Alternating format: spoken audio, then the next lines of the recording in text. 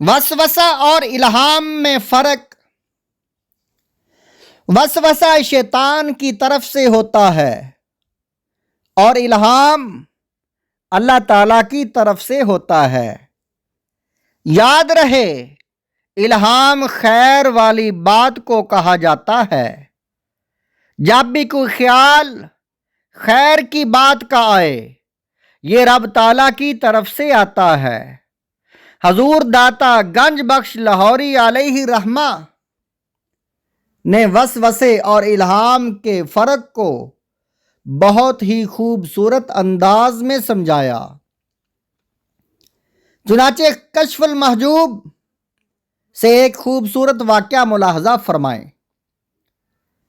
داتا صاحب علیہ رحمہ اور ان کا مرید۔ ایک مرتبہ حضور داتا صاحب علیہ رحمہ اپنے کسی مرید کے ساتھ راستے سے گزر رہے تھے۔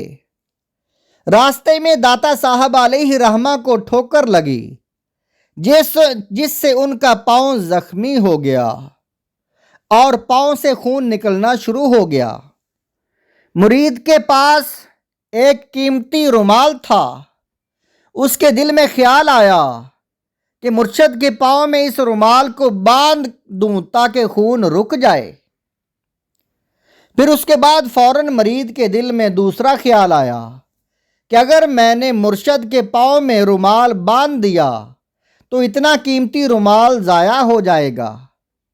چنانچہ اس نے رومال اپنے پاس ہی رکھا، مرشد کے پاؤں میں نہیں باندھا۔ تھوڑا آگے جب پہنچے تو مرید نے داتا صاحب علیہ رحمہ سے پوچھا، حضور وسوسہ اور الہام میں کیا فرق ہے؟ داتا صاحب فرمانے لگے کہ کچھ دیر قبل ہم راستے سے گزر رہے تھے، میرا پاؤں ٹھوکر لگنے سے زخمی ہوا۔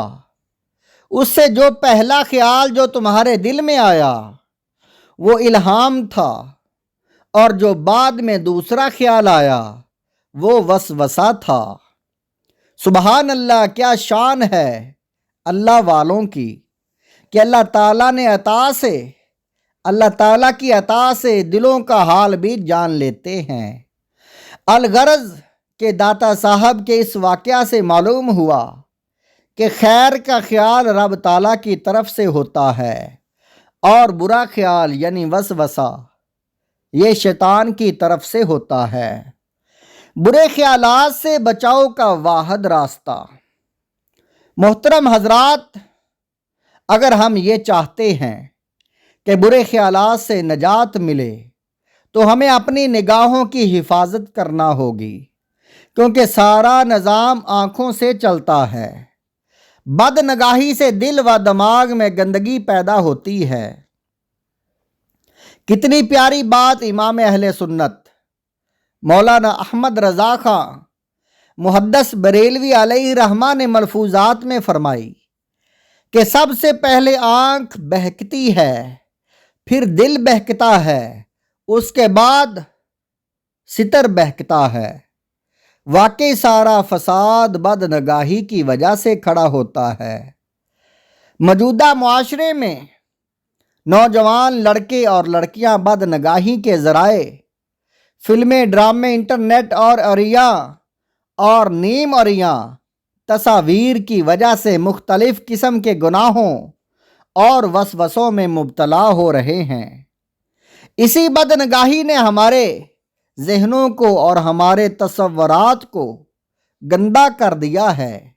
آئے ہم اگر اپنے دل و دماغ کو پاکیزہ بنانا چاہتے ہیں تو اپنی نگاہوں کی حفاظت کرنا ہوگی۔